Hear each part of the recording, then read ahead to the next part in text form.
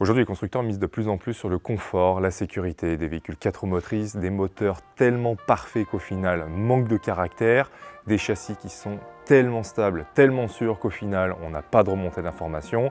Mais Porsche a sorti une auto qui justement est à contre-courant de tout cela, un Porsche Boxster Spyder, 4 litres atmosphérique, boîte manuelle, propulsion, moteur central arrière.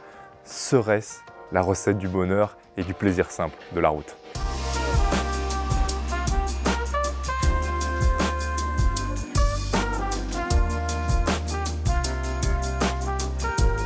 C'est un fait, les Cayman et Boxster sont bourgeoises, alors évidemment au profit de la performance, du confort et de la finition, mais Porsche a fait l'erreur sur des premiers modèles de 718 d'y implanter un 4 cylindres turbo. Alors évidemment les performances en sont stratosphériques, la voiture a même fait un vrai gap de performance, mais par contre au niveau du son et de l'agrément, ça n'avait rien à voir avec un 6 cylindres et Porsche a écouté ses clients et ont présenté le modèle 718 Spyder, un Boxster réellement vivant. 6 cylindres, 3,8 litres, réalisé en 4 litres.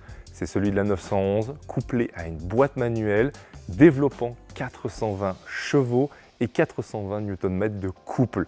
C'est colossal dans un si petit gabarit et c'est ce qui fait tout l'attrait de ce Boxster Spyder.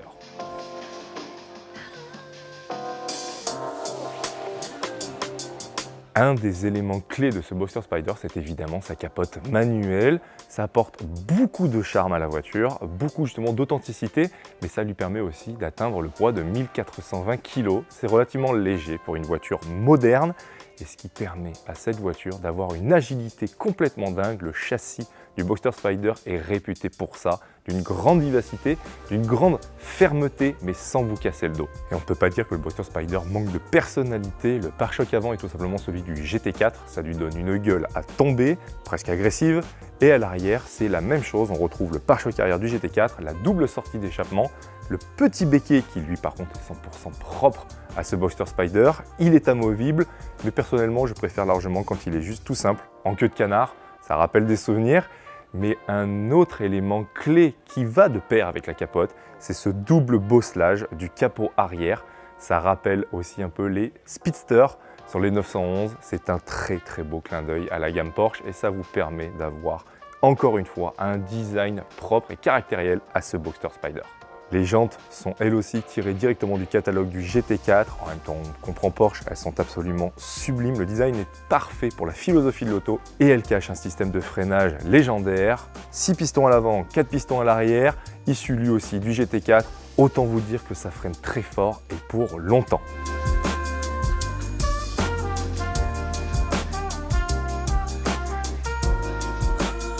On va maintenant passer à bord, mais avant tout, on va décapoter ce système manuel qui est très particulier à l'utilisation. Avec le bouton du haut sur la console centrale, vous déverrouillez la capote et vous ouvrez le coffre arrière. Ensuite, on dégoupille les deux attaches qui sont sur la capote. Vous avez exactement la même encoche que sur l'embase de la capote. Vous repliez tout simplement et vous clippez.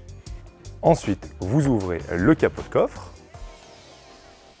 Vous attrapez votre capote par le devant et vous la repliez tout simplement dans son emplacement. Et lorsque vous avez terminé, juste avant d'ouvrir la porte, vous rabaissez les petits caches latéraux.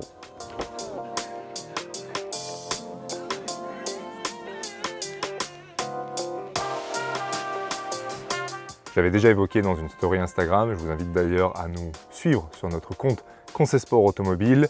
Les sièges de 918 sont particuliers, il faut les reculer lorsque vous sortez de la voiture et vous les réajuster à chaque fois que vous reprenez le volant de votre voiture, sinon vous les abîmez sur le côté et puis même pour vous ce n'est pas forcément agréable. Et c'est vraiment ça, c'est derrière ce volant que l'on comprend toute la hype, toute la dimension de ce Boxster Spyder. On comprend que Porsche a vraiment voulu offrir à ses clients une voiture avec une taille raisonnable et un design que Porsche sait offrir depuis des années, quelque chose de relativement simple mais très efficace. L'intérieur d'un Boxster, c'est absolument pas celui de la 911, 992, on en est bien loin, on est encore dans des intérieurs qui, pour moi, est à taille humaine. ce qui veut dire que l'on a tous les boutons à disposition, vous avez tout qui est proche de vous, mais surtout vous avez une qualité d'assemblage qui est absolument magnifique. Mais en plus, ce Boxster Spyder est bien plus particulier que la plupart de ceux qui sont actuellement sur le marché, puisque il n'est pas gris craie, il est rouge indien, mais en plus de ça, l'intérieur est bardé d'options, ce qui n'est absolument pas le cas de 70% du marché actuel. Ce qui veut dire que sur celui-ci, on est sur un cuir étendu, avec les surpiqûres rouges au bout du tableau de bord. Vous avez même le chrono qui lui aussi est entouré de cuir. Vous avez la colonne de direction en cuir surpiqué elle aussi de rouge, mais même les petits pads latéraux qui sont normalement en plastique et eux aussi encore une fois surpiqués en rouge. On est véritablement ici en présence d'un intérieur 100% Alcantara et cuir, avec de l'Alcantara sur le volant, sur les contreportes, sur les sièges, mais aussi du cuir sur les baguettes qui sont habituellement soit en aluminium, soit en carbone, ce qui confère à ce Boxster Spyder une véritable cohérence dans cet intérieur où vous n'avez que des surpiqûres rouges, de l'Alcantara et du cuir. C'est absolument sublime, ça lui va très bien, surtout avec cette configuration extérieure. Et évidemment, ce qui fait le plus plaisir dans cet habitacle, c'est évidemment la boîte manuelle et la troisième pédale. Là, c'est quelque chose de réellement exceptionnel puisque aujourd'hui, on est quasiment que sur des boîtes PDK. Les chiffres Porsche en attestent. La plupart des ventes se font en boîte PDK, sur les Cayman, sur les Boxster, sur les 911 évidemment. C'est pour ça que la boîte manuelle aujourd'hui est un petit saint graal, surtout sur ces voitures-là, et ça vous permet d'avoir un contrôle total sur la voiture.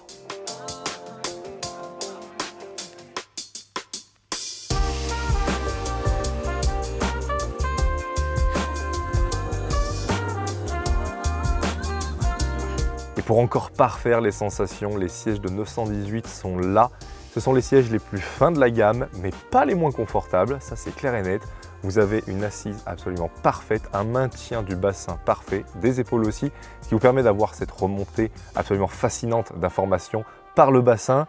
Et en plus avec une troisième pédale et cette boîte manuelle, je peux vous assurer que vous n'allez pas vous ennuyer au volant. En clair, aujourd'hui vous cherchez un Spyder avec un moteur noble, avec une boîte manuelle, propulsion, moteur central arrière et surtout un gabarit ultra contenu, ce qui vous permettra de vous amuser sur les petites routes comme sur circuit. Ne cherchez plus, c'est un Boxster Spyder qu'il vous faut, que vous soyez amoureux de haute performance ou tout simplement amoureux de road trip, amoureux de la route. C'est une voiture réellement idéale pour ça. C'est une voiture qui va vous permettre de ressentir chaque petit morceau de bitume, qui va vous permettre aussi de profiter des paysages. On a une vue qui est absolument splendide et chaque kilomètre deviendra un véritable bonheur au volant de ce Boxster Spyder. Et vous vous en lasserez jamais, ce sont des voitures qu'il faut garder actuellement, c'est des voitures qui vont bientôt disparaître, surtout avec les normes d'émission.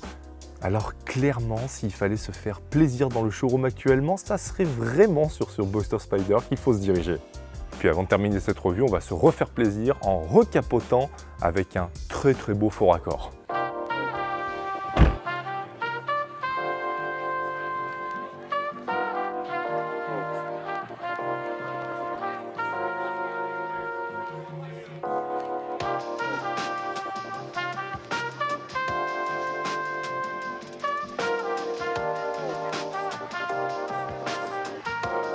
Un Porsche Boxster Spyder rouge indien, 6000 km, intérieur cuir et Alcantara sur piqué rouge, siège baquet de 918 Spyder et boîte manuelle, c'est extrêmement rare à la vente.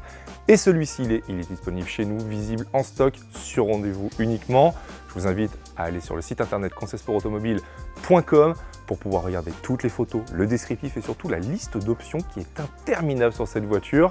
Abonnez-vous aussi à notre compte Instagram Conseil Sport Automobile pour suivre l'actualité du garage, les exclusivités, les nouvelles arrivées, mais aussi voter pour les futures reviews YouTube, comme par exemple ce Boxster Spyder. La semaine prochaine, ça sera soit la RS4 B8, soit la McLaren 720S. C'est vous qui décidez. Et abonnez-vous aussi au compte CSA Racing pour pouvoir suivre toute l'évolution de l'année 2022 du championnat FFSA GT4.